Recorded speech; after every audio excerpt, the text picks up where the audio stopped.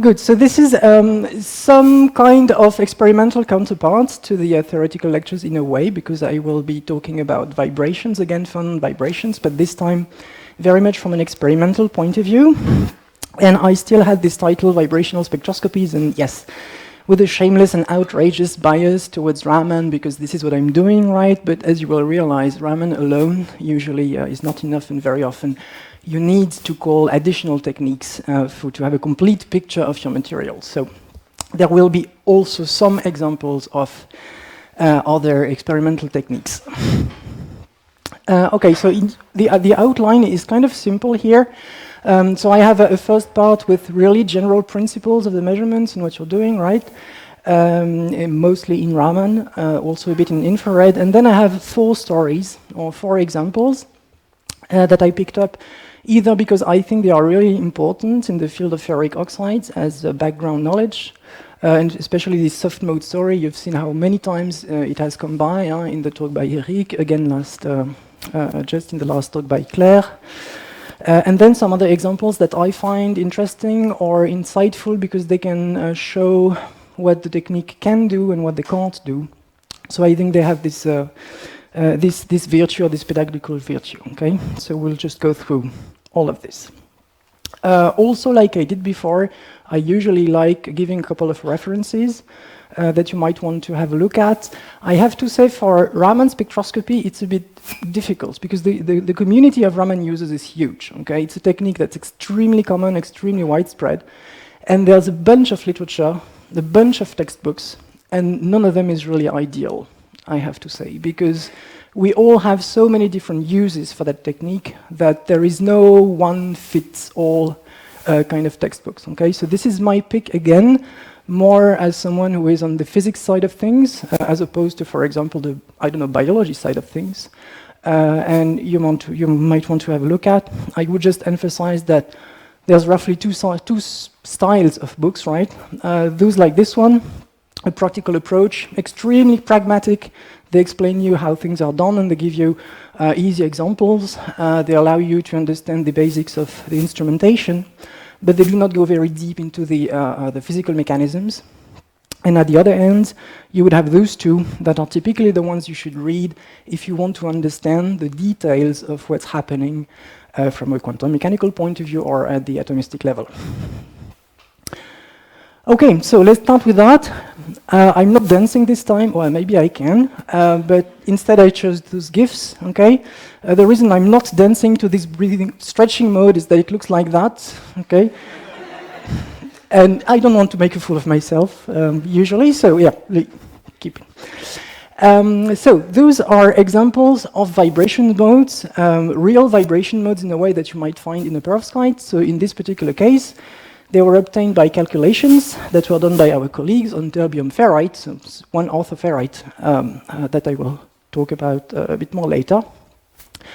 And as you can see, they have different characters. So this one I would call tilt. This one is also another kind of tilt. And this one is the stretching. You can see the stretching. Yeah, this I can do. It's not very elegant either, but I can do. Okay. And as you remember, certainly from all this mechanics, essentially a phonon frequency, a vibration frequency, it's proportional, or I mean, it involves 2 parameters, some kind of force constant, so interatomic force constant, and a mass. Okay, so the mass of the atoms usually we know. This is a given. So what we are doing when we are measuring a vibration frequency is that we are measuring the interatomic forces. So you can imagine how powerful this is in principle, because anything that affects the forces between the atoms is going to be reflected into the vibration frequency. So this is the very reasons why we do vibrational spectroscopy.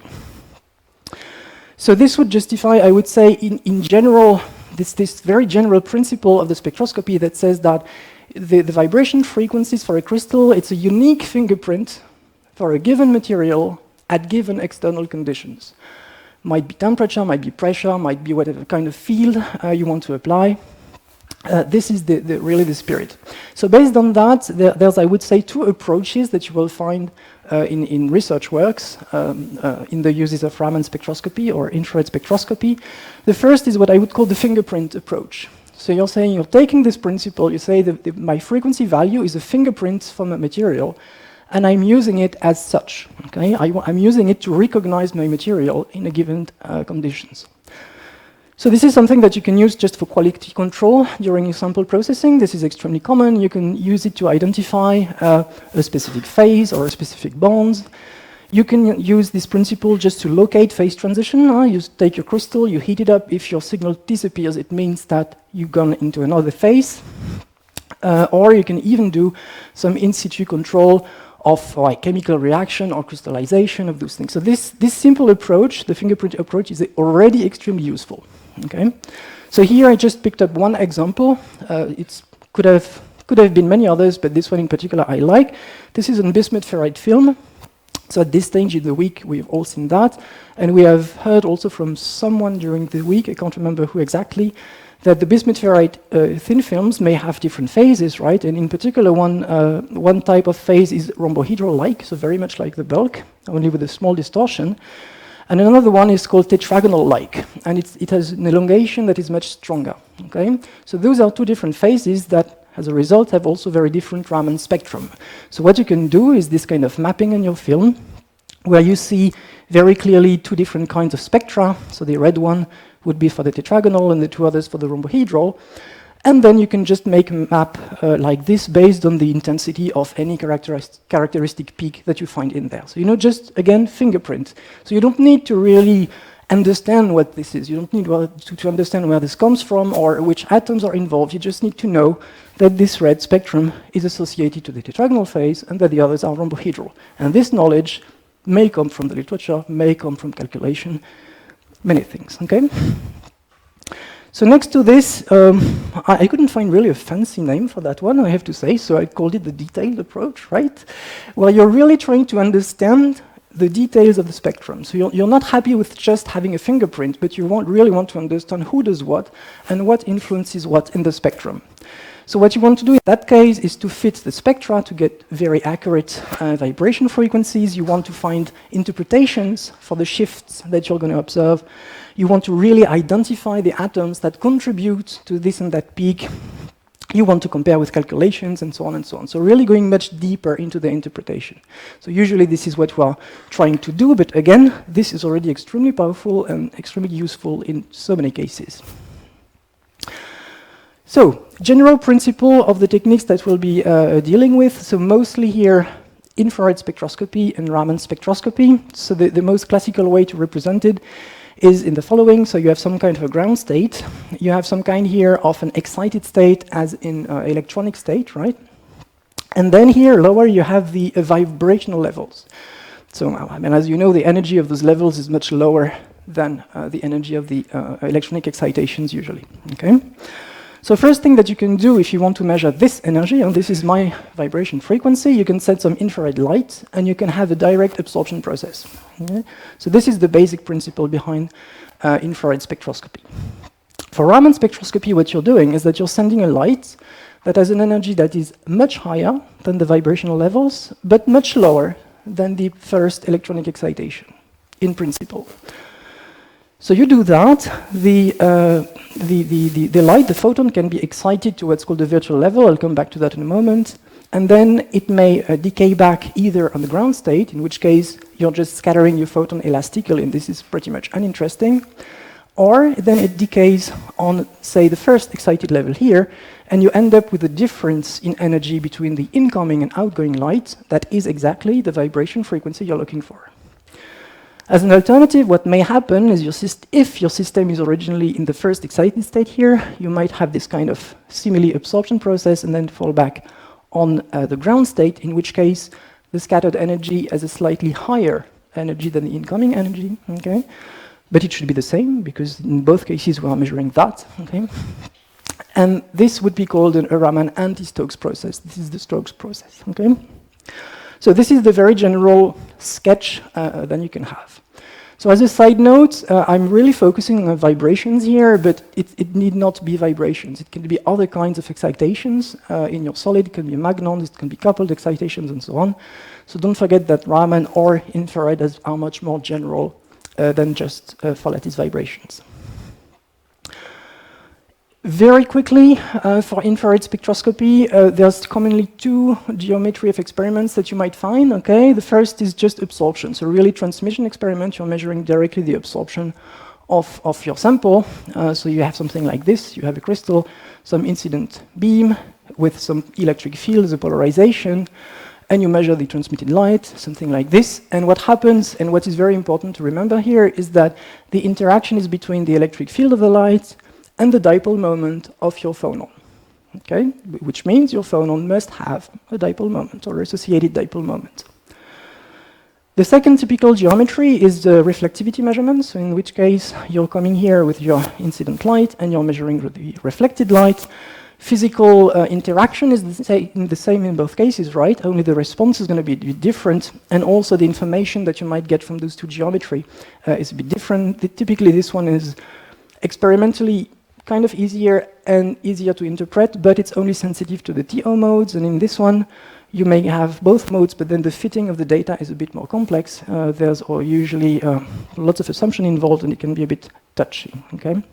In both cases, what you get from this experiment is, so the polar mode frequency, so again, phonon frequencies, but for the polar modes, okay?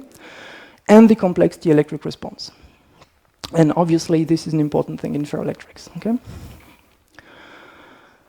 For Raman spectroscopy here, well, it's really plain and simple.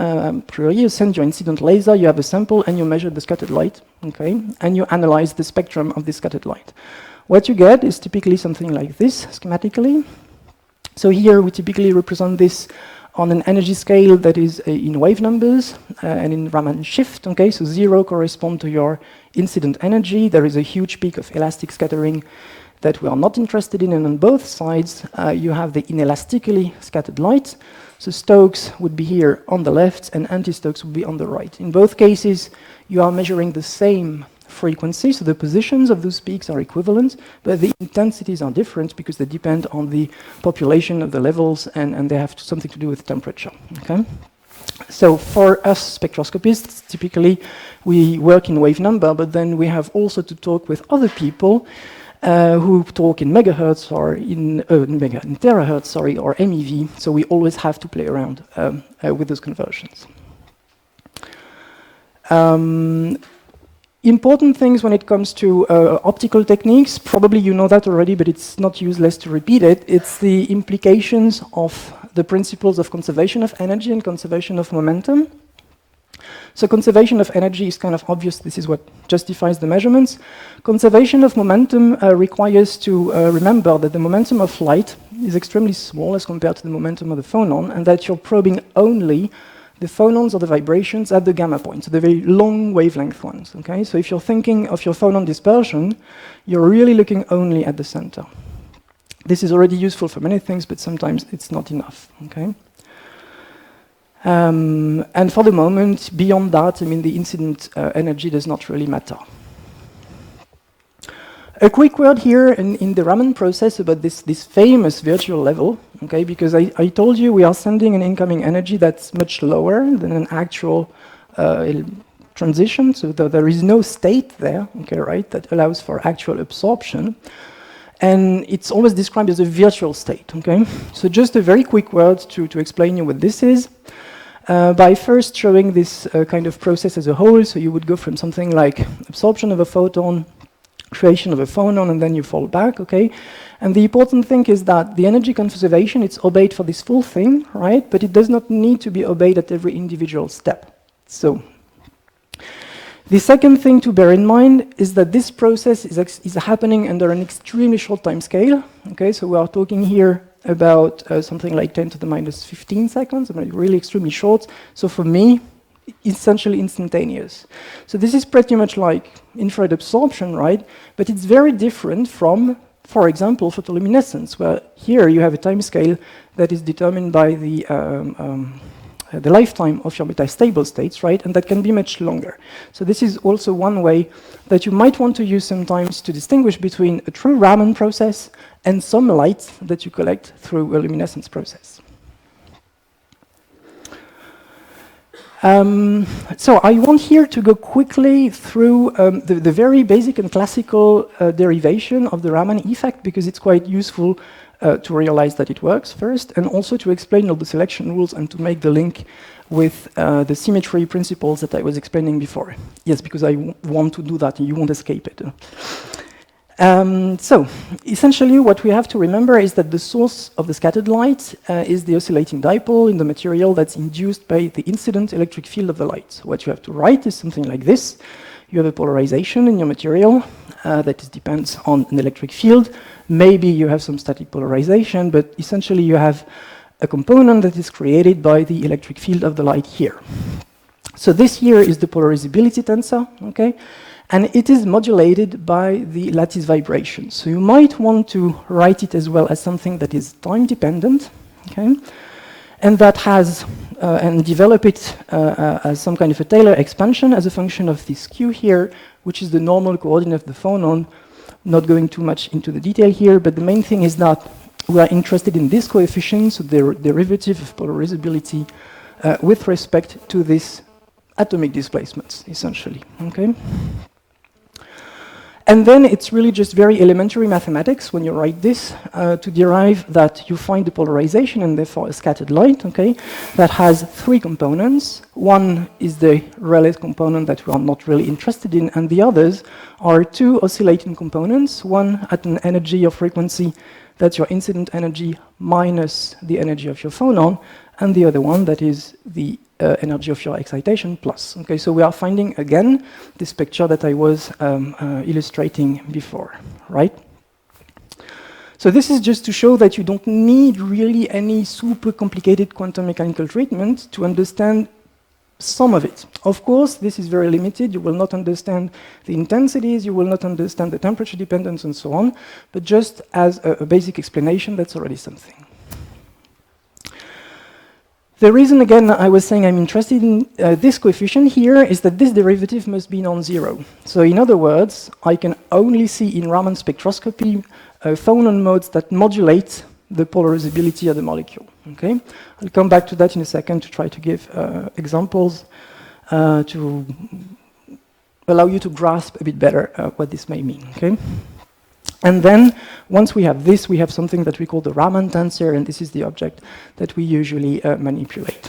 And then, as soon as you see those indices and in some coordinate systems, you can imagine that we'll be able to play around with the symmetries, decompose this Raman tensor in symmetry-adapted components, and so on and so on. Okay, so just a word on polarizability, because I have mentioned two things right for the moment. Just to recap, infrared light probes the phonon modes with an associated dipole moment, and I think this is pretty easy to have an image of it, right? But the image of polarizability is maybe not so intuitive. So let's go through this a very quick example. With the H2 molecule, homonuclear molecule, okay, very simply, and we want to consider, well, the only vibration mode that it has, so with the two atoms vibrating against each other. So the question is, what can I say about the polarizability here? Well, you can have some kind of a, say, rough intuition by considering the two limiting cases. Okay, so let's imagine that first I bring the atoms very close together, like so that they are really at the same spot. What is the polarizability then? Well, it's the polarizability of the helium atom, more or less, right? If I bring the two atoms very far from each other, they do not interact at all, okay? So the polarizability is 2 times the polarizability of the hydrogen atom. So this happens to be higher. So the question we have is, what does this polarizability look like in between, okay? And so this is not particularly obvious, and to know what the shape here would look like. Does it has one minimum or one maximum? Does it go step-like? But this can be calculated, and it looks like this, okay? And in particular, if you look at what the slope is like here at the equilibrium distance in the real molecule, you see that clearly the slope is non-zero. So when you're changing this distance, as in the vibration, you are changing the polarizability of the hydrogen molecule. And if I forget about the whole picture, but I keep only, say, a limited picture around this equilibrium position, I would draw a polarizability as a function of Q or as a function of atomic displacement, something like this. The slope here is non-zero, so I have a modulation, and this mode is visible in Raman spectroscopy. So now that we've seen all this group theory thing, I can insist on the fact that a fully symmetric vibration mode is always active in Raman spectroscopy. And of course, you remember that fully symmetric mode means that it doesn't change under any symmetry operation of the molecule. Well, here this one is simple, right? Very quickly, you can do, sorry. So one thing. So we have seen that this mode is visible in Raman. It changes the polarizability. Is it visible in infrared? So in other words, does it cause an oscillating dipole moment? No. I mean, you do that. I mean, it's still symmetric, so there is no dipole moment associated to that. So you see it in Raman, you do not see it in infrared. Okay? So this is this case. If you now consider a molecule like this, all the arguments that we've been saying for the polarizability are still valid, essentially, so you see that in Raman. But in addition to that, you know that this kind of molecule has a dipole moment, and by definition, if you change the distance by a vibration, the dipole moment changes. So this vibration will be active, will be seen in infrared absorption. And then you can keep playing around a bit more and consider what happens in the case of CO2 molecules, for example, and you realize that you would get something that is not active in Raman. I'm skipping this a bit for the sake of time. So let me just recap this and formulate it again with the language of group theory that we all love. So I said a vibration mode is infrared active if it modulates the dipole moment of the molecule. So this would be this kind of derivative. I just say that it's infrared active if it transforms like ding. This ding is because it should ring a bell. So if it transforms like a polarization vector, okay? So just like one of the basis functions x, y, or z. In other words, now, if I give you the character table and I give you this phonon mode transforms like, you can tell me if I can see it in the infrared experiment or not, okay? Same thing for the Raman activity. This derivative should be non-zero. In the language of group theory, a vibration is Raman's active if it transforms like ding. Second rank tensor. So if its symmetry is that of an irrep associated to a basis function of the second order polynomial. So same principle. If I give you the character table, I give you the irrep. You can tell me if I should see my mode or not. So in general, a given mode can be seen in both techniques, or sometimes only in Raman, or sometimes only in infrared, or sometimes silent. None of them, that happens. And all this you can say from group theory.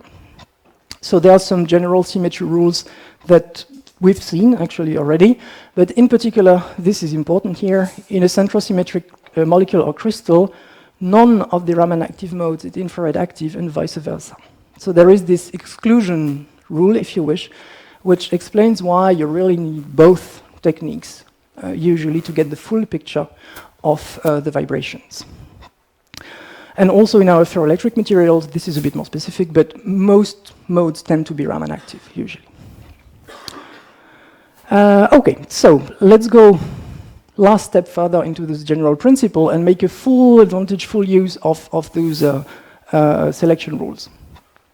So this derivative depends on some directions, in particular the intensity of the Raman intensity that you get, is going to be proportional to this. So this is the Raman tensor that I have, and these here are the polarization of the incident light here and scattered light. So you can selectively probe or selectively measure the coefficients of your tensor by selecting the polarization of your incident laser and polarization of the outgoing light. So for this, we have a very common notation, that's your Porto notation, where those two directions are here. Not insisting, I mean, you have it in the slides, you can check it later. Let me rather focus on one example. So this example, so this is a real data measured. So the reference is missing here, but it's a bit later in the slides. And it's again an orthoferrite, so it's isostructural to the terbium ferrite I was mentioning before. And it has 24 modes that are active in phonon, so in principle up to 24 peaks that you may see, and they decompose at this kind of symmetry. And this is here the example of a single crystal, how you can selectively choose one or the other, depending on the polarization conditions. So just to make it absolutely clear, let's assume that I want to measure these B1G modes here. I can have my incident light coming along Z, okay, polarization along X, and analyze the light scattered with polarization along Y. And that would give you, which one? This spectrum here, okay, as an example. Won't do all of them, but you can see that you can really nicely do it. And as you can imagine, it's very often necessary if you really want to make a proper assignment, because imagine all this superimposed together, it becomes very difficult to analyze. Nice, huh? This would be the next step. So how do I assign those modes to some atomic displacements? And there's two things. So this is typically the kind of work that you can do based on symmetry only, right? This is from some paper some time ago, almost 20 years. And this is a proposition for eigenvectors, okay, for those different modes. And then with some classification. So again, I have to insist, since here this is all the same symmetry, any linear combination of those also work, okay? So it's not the real thing, it's just a sensible, compatible thing, okay? If I want to really make an assignment of who goes where, I have to go one step further, either by really calculating them, I mean quantitatively with some kind of model or DFT, or I can at least invoke some physical arguments. And the first of them is usually the mass of the atoms, right? So the heavy atoms tends to vibrate at lower frequencies. So if I'm considering, say, this here, the B3Gs, I see there's only one mode that involves the vibration of the very heavy samarium, then it's kind of logical to say that this one is going to be the lowest that you can see here. But then there is some physical argument coming into play. Okay. I'll be very quick on the actual implementation of the technique, because it's actually quite simple. So here I just took a sketch from the spectrometer that we have. I mean, not that I want to advertise, but that's it. So it's actually pretty simple. So you have a laser as a source, right? You have, okay, some optics. You focus your laser in a microscope. There you can have a movable stage, you can have your cryostat, you can have your high pressure cell, you can have whatever you want. And then you collect the scattered light. You have here a very important element that filters out the Rayleigh scattering part, and then it goes into a spectrometer that may be more or less complex, right? But essentially that's it. So implementation-wise, it's kind of simple. The only thing is, and I love this picture very much, the Raman signal is small, okay? So this is, as an example, just on gallium arsenide, okay? And this is a spectrum here. It's not Raman shift, it's really energy. And this is the photoluminescence, the band-to-band, okay? And I wanted to measure Raman originally, right? So this is photoluminescence. I recognize the energy. So the Raman is here, here, here, okay? So if you're there, you're exciting with a green laser, you're kind of far away from the photoluminescence, it's still okay. But when you're here already in the foot of the photoluminescence, you can imagine how tricky that can be, right? So this is very often one of the difficulties. But the peak is here, and it's fine, only it's super weak. So which is why all this filtering is really important. So you will find in the literature two types of filters. The most common is this one, the edge filters. So they do what they say, okay? So it's an edge.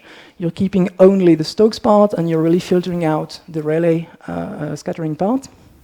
So this is the most common. We lose the anti-Stokes. But again, it's not tragic because the information is kind of the same anyway, or the frequencies are the same. So it doesn't matter that we usually lose the anti-Stokes. And then you would have the other type, the notch filters, or there you, for some reason, you really want to keep the anti-Stokes, and then you try to really filter out the Rayleigh line only, okay? So the alternative to that would be to separate or to get rid of the Rayleigh line by multiple gratings. So this is just, again, a random example from the web. So this is more, say, research-oriented. It's better in the sense that it's laser-independent. You don't have a specific filter.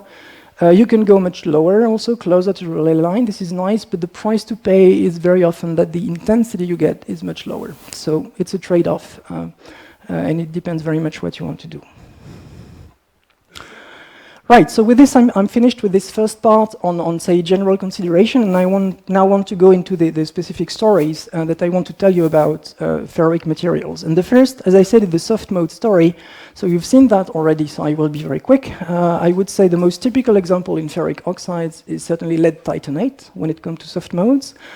It's cubic at high temperature. It has a transition temperature of 760 K.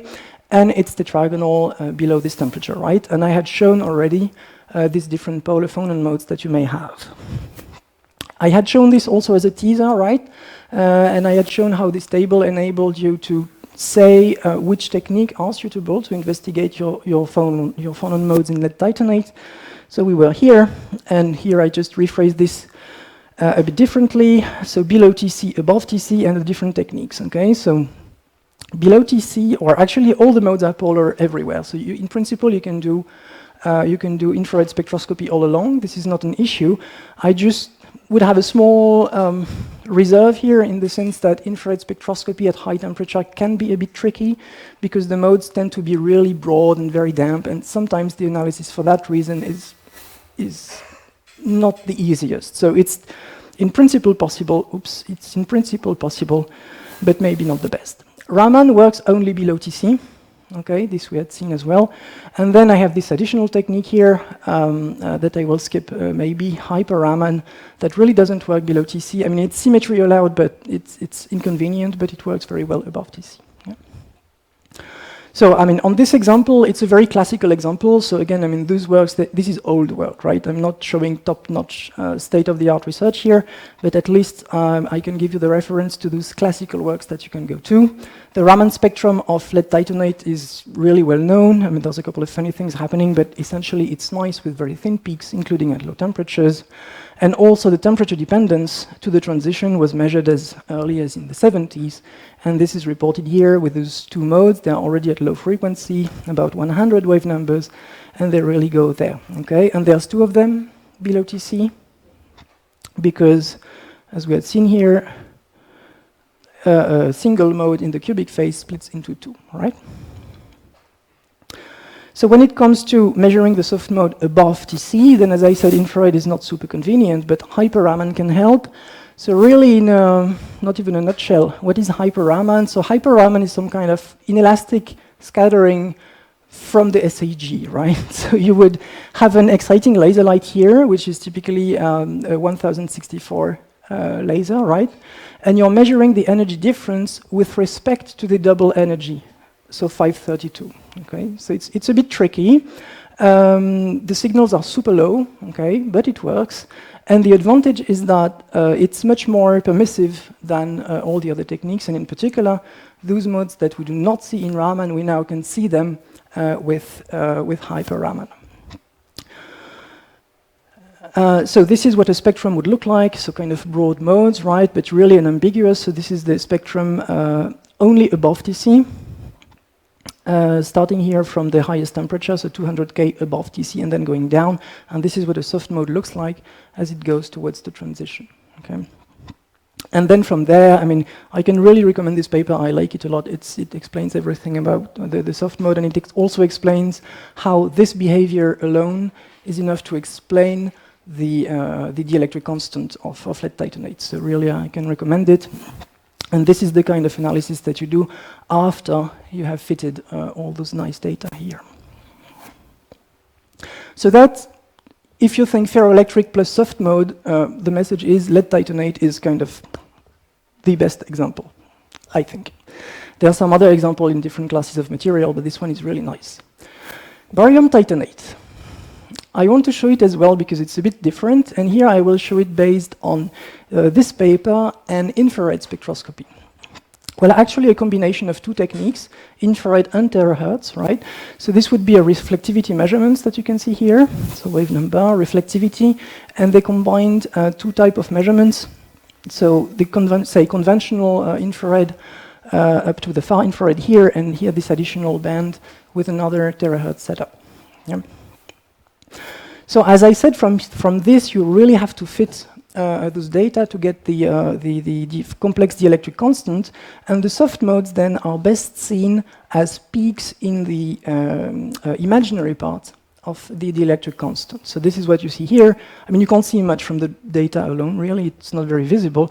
But now you can really see a peak here. That's your first mode, that's your second mode, and that's your third mode, okay? So what you have is one mode, or two modes, the L and the A here. They do not move at all. I mean, they move a bit, but nothing significant. And the S here is the one that really goes down significantly. But more importantly, you also have something happening here at much lower frequency in the terahertz regime, okay? So this is the indication of something that's not a phonon, it's not a soft mode, but it's rather a dielectric relaxation, okay, that also contributes to the dielectric constant and also contributes to the phase transition. So the whole debate was here to see how those things couple or not in order to explain the phase transition in barium titanate.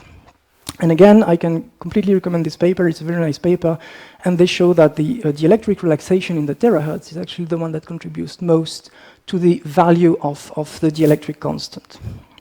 So the message here is that you have a coexistence of a soft phonon mode, it's there, okay, we can see it, but also a relaxation.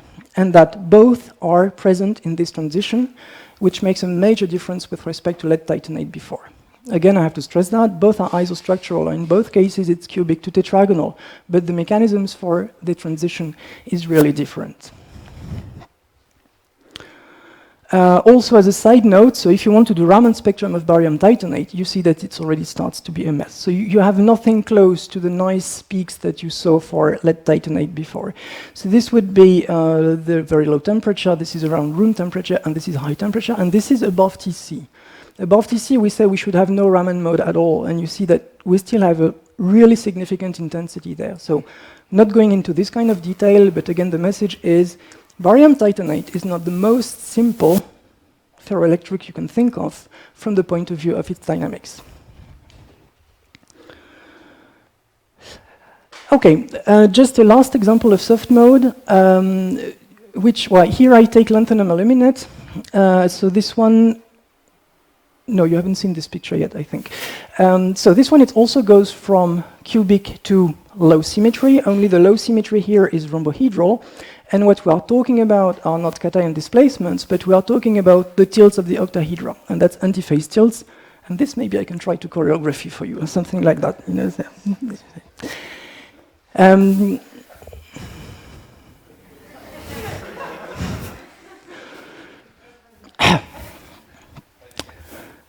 Yeah.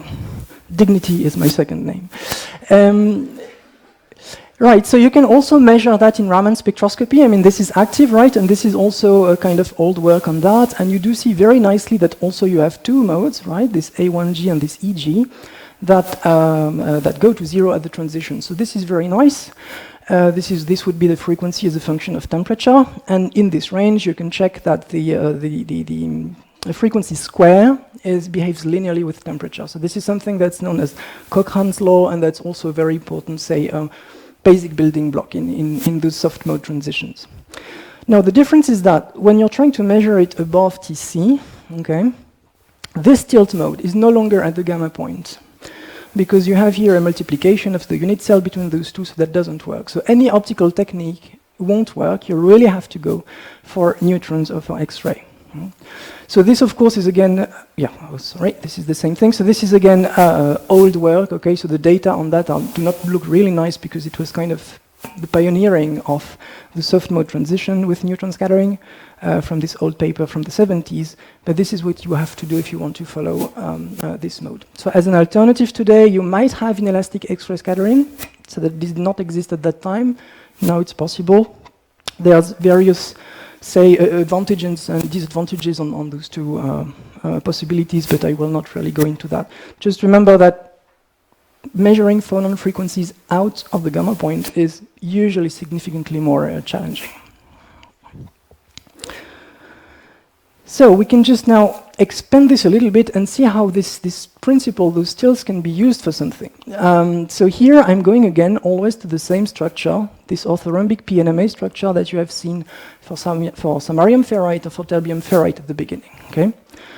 So in that case, the classical description of the structure, it's here. It's described by two octahedral rotations with respect to the cubic axis. That's the way that people do it. And then there's also two associated quasi-soft mode. So I would call them quasi in the sense that they never soften to the transition. It's not like when you heat those crystal, at some point they just melt, but you never see, this transition to the cubic phase. So they are not soft in that sense, but they are soft in the sense that they share the same kind of atomic displacements as the distortion itself. So again, we identify the displacements of the distortion from the cubic phase and the eigenvector of the phonon. So in that sense, they are soft. So this is just so that you can find them again. Now you have this kind of tilt. So this is the one I was doing earlier with dignity. And you have the second one that's here, and that would be those two. So then what we did some time ago was to take not all the series, but a large number of those orthoferrites with different ionic radii, different rare earth, measure the spectra.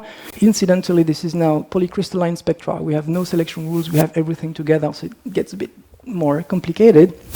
But you can do it also with the help of some calculation. And you can draw this very nice diagram where we report the frequency of this tilt mode as a function of the actual rotation angle, the one that you could measure in a Rietveld refinement just from standard X-ray diffraction. And you have in both cases a very nice linear relation, okay, except at those low angles here. I'm not going into that. So in other words, I mean, measuring the tilt mode frequency is just an indirect measure for the tilt angle itself. And this is good news, because sometimes it's difficult to measure directly the tilt angle, especially when your material is in a thin film form, or we have, I don't know, for many reasons, okay? Also, one side note, because it addresses one question that arose last time. This mode here is not supposed to be there, okay? It's not allowed. If you check the Raman symmetries and everything, it's not allowed. And plus, you see that it's very different depending on the samples. Like, it's very strong here, and it's almost absent there. Okay. So this is typically a mysterious defect-induced mode. We know that it comes from some kind of oxygen vacancy mess, right? But we don't know much more. And this you can infer from the fact that the synthesis methods for those samples were a bit different, right? Especially between this one and that one. One was solid state, and the other one was more sol gel chemistry based or something. So there's an obvious influence on the processing method on the intensity of this peak. So this is for the orthoferrites, but then you can check this paper, and this guy was courageous enough to check for not only the ferrites, but I mean all of them, and more or less it works. So it's really a more or less a general principle. So again, the tilt mode gives you the angle, if you can find it, because you still have many of it, so it's not that straightforward. Right, I'm coming to my second story now, which has to do with thin and ultra-thin films, which I think is probably a bit more relevant to you, because many of you are working on with materials as thin films. So the question here that I very often get, from my colleagues is there a limiting size or a limiting thickness, or how thick do you want the sample to be?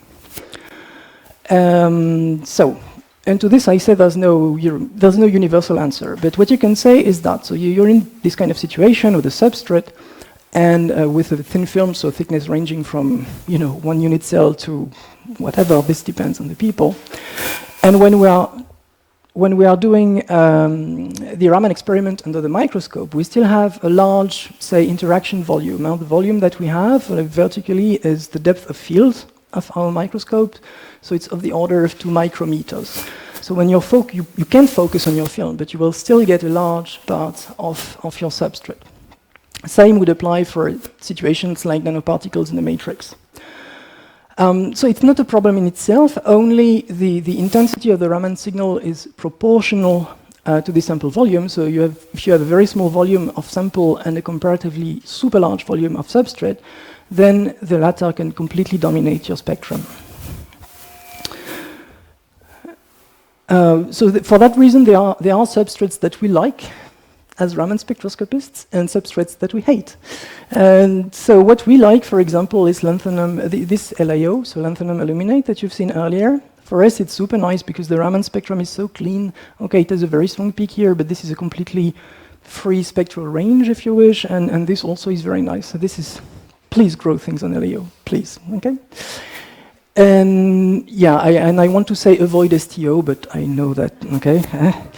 But the reason I don't like it is that because STO, the spectrum of STO looks like that. It has intensity everywhere. It has features, but it's not thin, it's broad. It's very difficult to disentangle. Okay. But okay, I mean, this you can't do much about it. Glass is also terrible, by the way. Oh yeah, and all metals are great, because if you have really a metallic bottom electrode, let's say platinum, for example, then it screens your laser, essentially, or it reflects it back, nothing goes in, and then you get only the signal from your film. So if you can grow something on platinum, or gold, or copper, I'm super happy. This is one example that you can keep in mind to remember that there is no such thing as too small for Raman. Okay, this is graphene. So you all know graphene, like you can't make thinner than graphene, right? And this graphene has a very strong Raman spectrum, and even more so, it's very famous for many things, including the fact that you can really count the number of layers just by measuring the Raman spectrum. So it's not only that you see graphene in Raman, this single atomic layer, but it's also that you can analyze it in some detail. Okay, so this is the best example you can keep in mind to remember that it's never hopeless. But also remember that the Raman process in graphene is quite exotic. It's a double resonant thing. It's a double resonant process that's very specific to 2D materials and that you will probably not have in your oxide films. Okay? So to illustrate all this, I want to give you an example that I've taken from the nickelates. So we have heard of that. I think it was Michel in one of his talks who mentioned the family of nickelates for magnetism. So here is a phase diagram where you have, so this is temperature, this is tolerance factor for all different rare earths, and this is the bond angle. And we had seen, sorry, there's a bit of Larsen, I'm trying to avoid it, but it's, so we had seen that, and there's two-phase transition, this from paramagnetic metal to paramagnetic insulator, and this antiferromagnetic insulator, okay? And the nice thing is to realize that this very much depends on the tilt angle. So there was a reason why we were focusing so much on the tilt angle before, and it's because it's really important in many cases, including that one. So here I just want to focus on this lanthanum nickelate. So this one I'm avoiding the phase transition because this one is really metallic and rhombohedral all the way. Now you have seen this picture because it's exactly like for LAO. It's the same, I mean, isostructural transition. Only the transition temperature can be extrapolated to super high temperatures, but structurally speaking, it's the same. The Raman spectrum also looks like this. So if I just focus on the Raman active modes, you have essentially one mode that's very interesting. That's this tilt mode again, the one that corresponds to the tilts that is around here. And then you have 4 EG modes that corresponds to various distortion. Now I'm doing it. Of the octahedra. Okay, so 1, 2, 3, the fourth is a bit lower in energy here. So this is an example of a work we did some time ago in collaboration with the guys in Barcelona. And so you will have lanthanum nickelate deposited on 2 different substrates. So LSAT on one hand, that makes the film in a tensile state, and LAO, which makes it in a compressive state. And what we are doing here is that we are just looking at how the peaks change. So one thing that's interesting, I won't comment everything, but I just want to point on this one, for example, this EG mode. And you can see that here, it's really splitting, for example, as you bring the film into tension. So this, when you have a single mode, E mode, degenerate that splits, I mean, this means phase transition. There's no way around it, right? This is extremely clear. This mode here, this was the tilt mode. This one doesn't split. And luckily so, because it's a one-dimensional representation. If you remember, it's a A1G. It's not allowed to split, right? So if we saw a splitting of that one, we would be worried, or it would mean something even more complicated than a simple phase transition. So we say here, just from Raman phase transition, and the film here is as thin as 14 nanometers. Same story, more or less, here on the compressive side. I'm not going to comment too much. So what we say is, there's definitely a phase transition here, but this is also where we stop. So we cannot really make very precise propositions on the structure or the space group, other than saying that we are going to lower symmetry. So this is what they say. So if you want to understand this a bit better in this particular case, you really have to go into calculations, and this was done by our colleagues to identify the most probable structures in this case. Okay? So now, what if we want to go even thinner? Okay, so this was another collaboration with the people in Geneva from Jean-Marc Triscon's group, and they were growing like extremely thin LNO films on LAO down to 3 layers. So 3 layers, that's 1.2 nanometers, so that's really thin. So if I compare now what we measured on this 3-layer unit cell as compared to what you have seen before, you see that it's becoming really weak, right? I mean, this was the LAO peak. It was, say, weak before. Now it's completely dominant. Here we can still see something that corresponds to that, but this tilt mode, we kind of lost it there. So here came the trick, and we said, okay, let's try to do the following experiment. Instead of just measuring one single spectrum, we'll measure a depth profile of our sample. So we'll really take one spectrum per Z position. So we start like this. We are really focusing above the sample, and then we depth profile until we reach this. So what's the use of that? Well, the use of that is that when you do this, you expect the contributions from the sample and the substrate to have different Z dependence, okay? Because the sample, your film here, should really peak, should really have a maximum when you're nicely in focus with it. And the substrate, on the other hand, should have a shape that's much more step-like, because when you keep focusing in there, you still see something. And because we have those two different dependencies, we can think of using algorithms like principal components analysis to disentangle them automatically. So this is what we did quickly. So this is just an example on the 7-unit cell. This is a Raman map, so this would be the depth here and the Raman shift, so you can nicely see the in-focus position. And then, without going into the details, this principal component analysis almost automatically allows you to isolate the spectrum of your film, and we'll recover here the tilt mode that we had lost before. Okay. And then I will skip that also for the sake of time. Third story. That also corresponds to a question that I get very often. What is your spatial resolution? To which I have to say, well, we are essentially under an optical microscope, so my resolution is the resolution of the optical microscope. No more, no less, okay? So from there, you can take everything you know from classical optics, and you can derive a spot size based on, for example, this Rayleigh criterion, and you can check, depending on your wavelength and your optics, what you have, and my answer is always 1 micrometer. So plus minus, but roughly it's 1 micrometer. So that's the order of magnitude. So when it comes to imaging, there is no fundamental problem, right? I mean, you can just image point by point, only this is very often very long. So the recent evolutions of the manufacturers, the providers of Raman spectrometers, have been to develop a whole bunch of strategy for quick mapping. So I'm not going into details here because there's many different strategies and so on, but you can remember that all the providers those days are really trying to make Raman map faster. That this is the main thing that everything's worried about, and especially pushed by biologists. So every provider would have their own way to do it and their own, say, brand, okay? But then that's essentially the trend that you can remember. So what do we want to image? Well, in our case, we typically want to image domains, ferric domains, okay? So here I want to show you an example of that. So this happens to be a PZT single crystal. And it's a very nice example that I like, but sadly it's never been really published.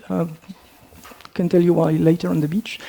So this would be the optical image of it. This would be representative spectra that you take in different zones, in different areas, and this can be a map that was done based on this peak here. So, okay, so this is one quick way to image domains and to assign them to some particular direction. Now, where it becomes funny is when you compare this kind of image with the PFM image there. So in the PFM image, this is quite a large area, right? So you do find this kind of herringbone structure, but in addition, you see that inside of each domain, you have this kind of very small things. And this is a nice example of the limits in lateral resolution that we have, of course, that in Raman, you are no way close to seeing those things or to seeing this kind of say twists here at the boundaries. Another example is domain walls. If you're happy with domains, you can go for domain walls. So also I will be a bit quick here. We did quite some work at some point on lithium niobate, but not only us, but some others. And lithium niobate, just as a reminder, has a simple uniaxial ferroelectric structure. So polarization is up or down, and you have walls like this, okay?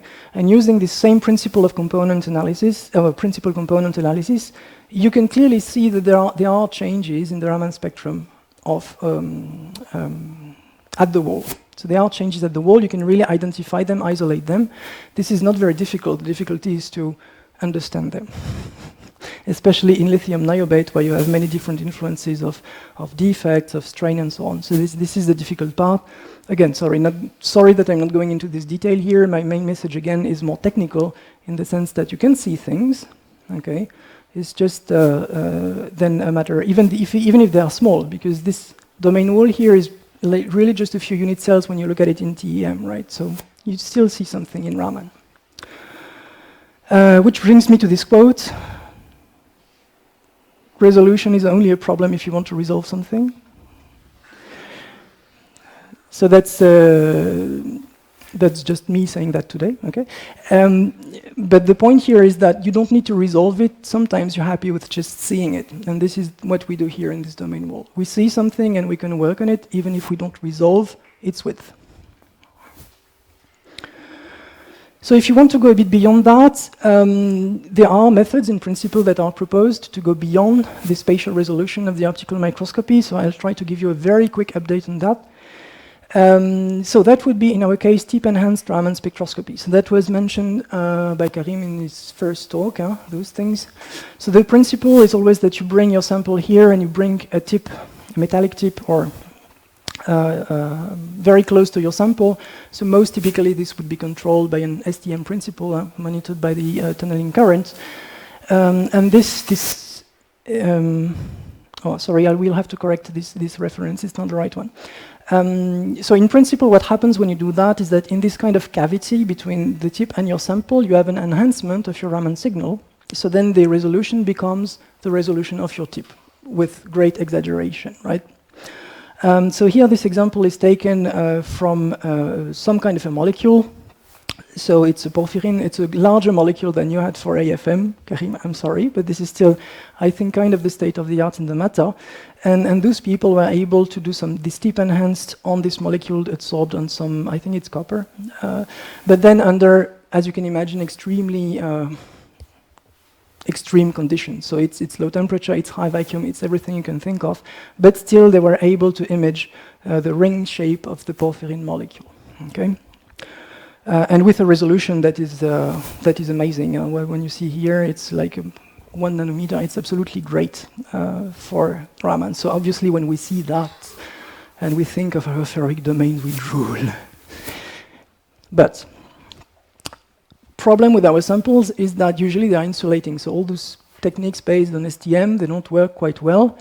In principle, there's a bypass in the sense that the TERS can be used also in what's called the tuning fork mode of the AFM. So in principle, that could work.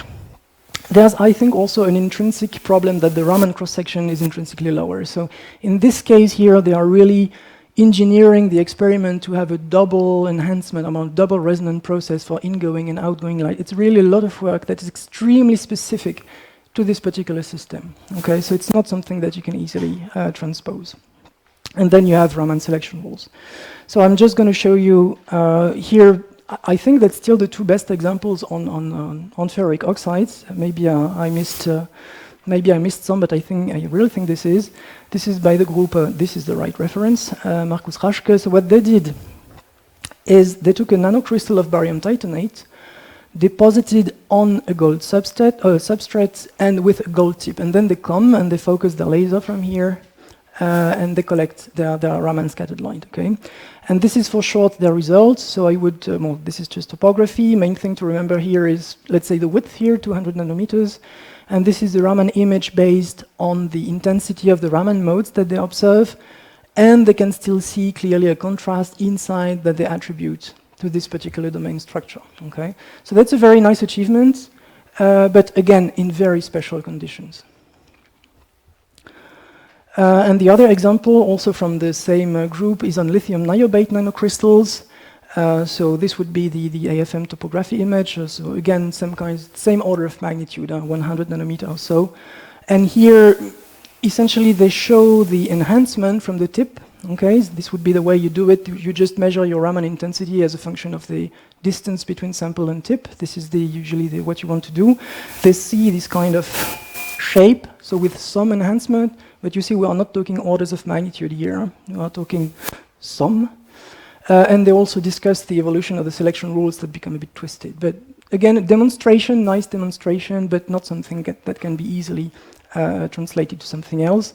So I believe there is still some room for improvement here, and then there is still something to be done on our oxides, but it's not easy work, let's put it this way. Okay, and then I will just have 10 minutes for the last story. I think that's nice. Excitation matters. I didn't talk too much about the lasers. So I just said we send a laser there. Just mentioned, did I say that? If not, I say it. The standard theory of Raman scattering is independent of the excitation wavelength, right? It's in principle, you can choose a red, green, and so on. It doesn't matter.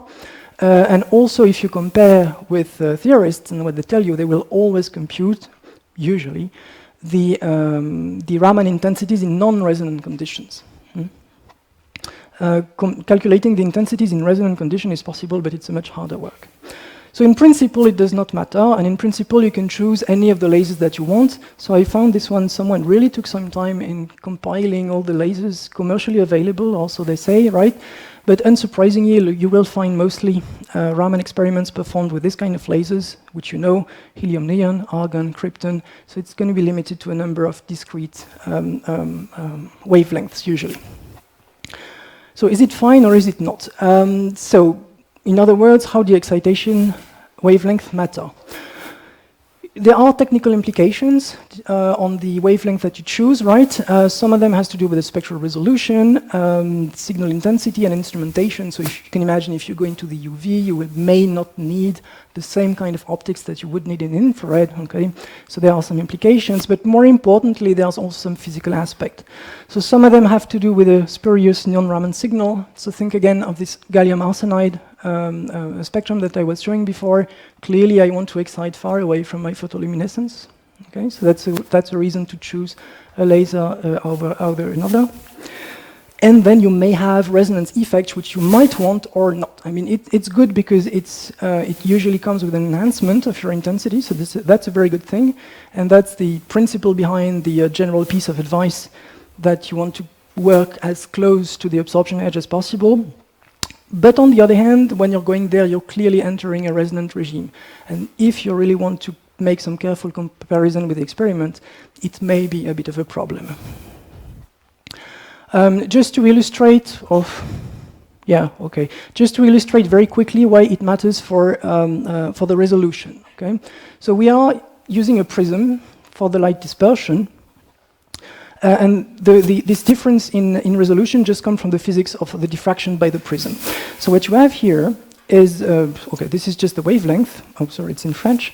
And this bar here is the extent of 4,000 wave numbers on the scale, okay, depending on your laser excitation. So if I excite with a UV laser at 325 nanometers, my whole Raman spectrum from 0 to 4,000 is here, within this range of wavelength, and so on. Extreme example, if I excite with 1064, okay, the same Raman spectrum is spread over here. So you can imagine that here you will have a much better spectral resolution than here, just because you're using a grating to disperse your light, okay? So for that reason, if what matters is the spectral resolution, go for low wavelengths. So red is pretty good for that, actually, but you can go even lower if you wish. If you want a very broad range, go here, but be aware that the resolution is going to be a disaster. I mean, it's going to be much worse, okay? So again, here, there's a trade-off to find and to determine, depending on what you want to achieve. So here there is a pretty nice example on how you can use this principle to play with wavelength and get more complete information. So this example is taken from a paper published some years ago with this kind of structure. So this had to do again with the integration of oxides and silicon, as you can see. So silicon, YSZ, cerium oxide, lanthanum nickelate, we've seen it already, and barium titanate. So you know everyone. Okay? The thicknesses here are in the range of tens of nanometers. And what they did was to simply measure the Raman spectrum with different wavelengths, several of them. So this is the result here on this particular object, and those here are reference spectra for all the different layers. So let's take it one by one. We have on top barium titanate. Okay, barium titanate is a band gap that's around 3.8 or 3.4, something like that. 3.3 says Ibrahim. Who has more? 3. No, okay. 3.3, meaning when you excite with a UV laser, you're above this band gap. So barium titanate is going to be strongly absorbing, but if you measure with a red laser, it's going to be transparent. So let's compare, and let's compare in particular with the reference here. So you see that you see very nicely the barium titanate peak on this spectrum, and you don't see it at all there. So you select the layer that you're measuring depending on the wavelength. Then below we have lanthanum nickelate, so this is a very low band gap, so it tends to be very absorbing anyway. But if you want to see it, you see that it shows up much better in this red spectrum here. So it's very nice there. It's hardly visible here, and it cannot be measured there for technical reasons. I told you UV is a bit more complicated. So again, you're kind of selecting it. And the last one, cerium oxide, is best seen when you're measuring with a blue laser. So all this is a lucky combination of absorption, properties, and stacking that makes it convenient and makes it possible to really see every individual layer by just choosing the excitation wavelength that you want to use. Okay? Again, very special configuration, but the principle is kind of general. And so then when you have done that, you can go into the classical interpretation, and this will be the end of the talk. So you can check in details what happens to the layers now. So this is again the spectrum of lanthanum nickelate that you've seen, and we see again some kind of a peak splitting here and a peak shift there. So those are things that you can interpret as the presence of a phase transition, or even if you're considering the tilt mode, you can roughly hand-wavingly say that there is an increase of the tilt angle by about 0.5 degrees as compared to the bulk, relaxed bulk. Okay? Same thing would go for the two other layers, cerium oxide and barium titanate. You can have fun and try to convert this shift in vibration frequency into some kind of pressure. Okay, this is a bit, it's not super quantitative, but the order of magnitudes are still kind of okay. And when doing this, you realize that the pressure are actually quite high, so of the order of 1 to 3 GPa.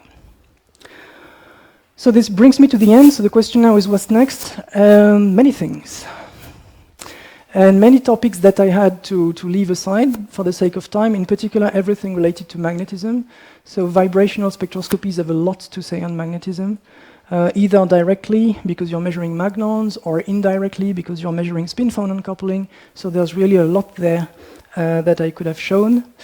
Then also that goes for excitations like electromagnons and all those compound things. Okay, so again, this comes back to the fact that as soon as you're changing your interatomic forces, it's supposed to be reflected in the vibration frequencies. So in principle, it's pretty ubiquitous. And resonant Raman scattering is also a topic in itself, and so many others. But yeah, that's it. And I will be happy to take your questions.